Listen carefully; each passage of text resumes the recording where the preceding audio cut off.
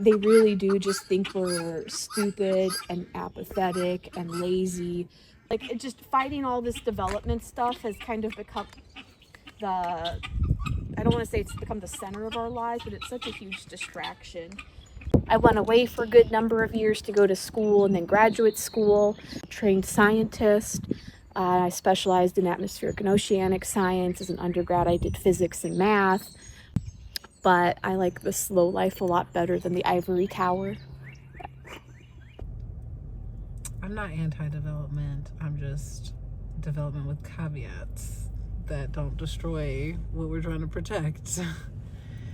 And so I'm usually the squeaky wheel. To restore, like I said, we have a runoff issue, and so working with like the contracts, like with NRCS and cost shares, to try to, you know, make sure we can stock it again and fence it off for the livestock that we have grazing out here every now and then.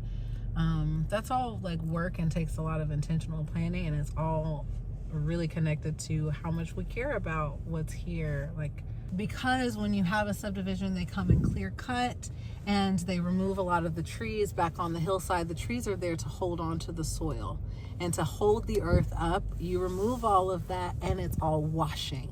So now, because of the wash that it creates, which that's, people want to live like that. Like that's, I mean, that's the thing.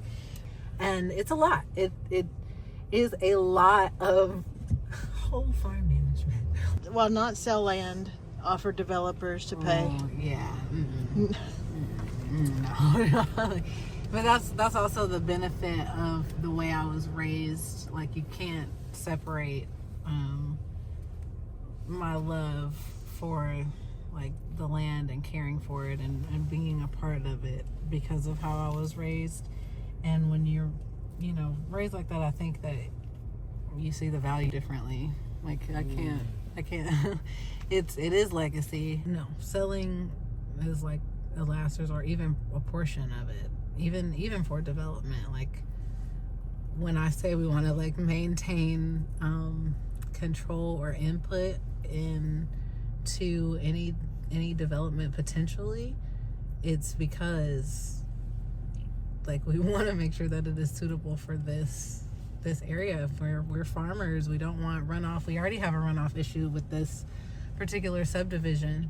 So yeah, we just value it differently. We look at it differently. We look at it as, how is this going, is our soil going to be washed away? We want to maintain what's here, build it up so that we can leave it better, literally. We actually found the advertisement online for the property. It's at least two farms. They buy up farmland to then invest in not farmland. So really it equates to a loss of farmland. They're posting advertisements in Chicago development forums saying like, this is a great data center location, even though it's in Kentucky. So it's very much a nationwide problem that, again, like, it just feels like in Harrodsburg and Bergen, the voices of the community don't matter. It's what people in Chicago want, for example.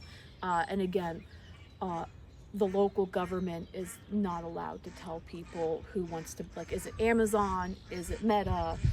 Is it Google? Who knows? And I guess we just can't know.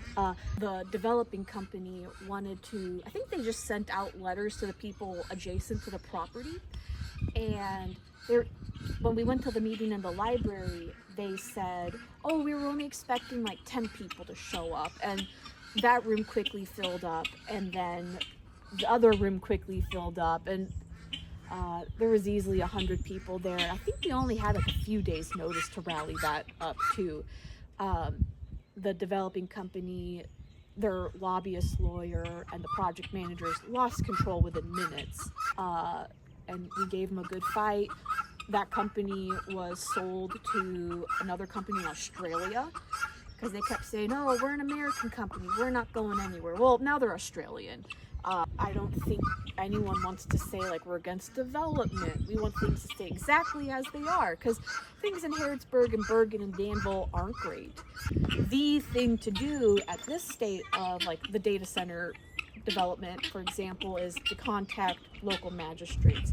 We know like this development would have destroyed the creek.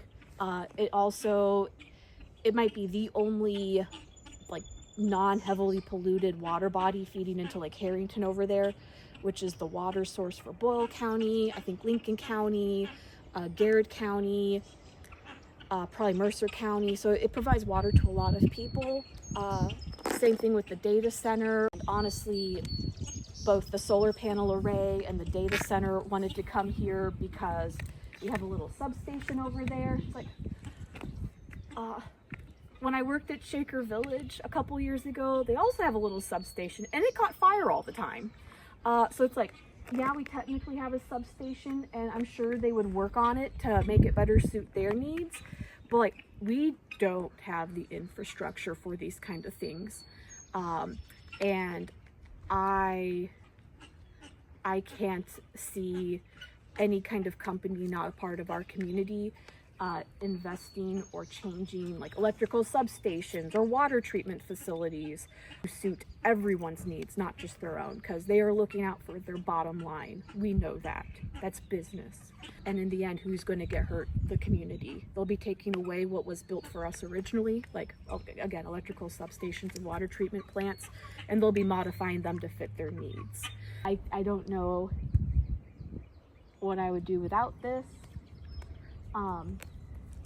I am definitely much happier here than in a city, so this is where I need to be. I just feel like it's going to become a non-stop battle of just saying, please don't destroy the farmland. I'm sorry, what did you just say? Do cartwheels out here and get for real about it, okay? Like.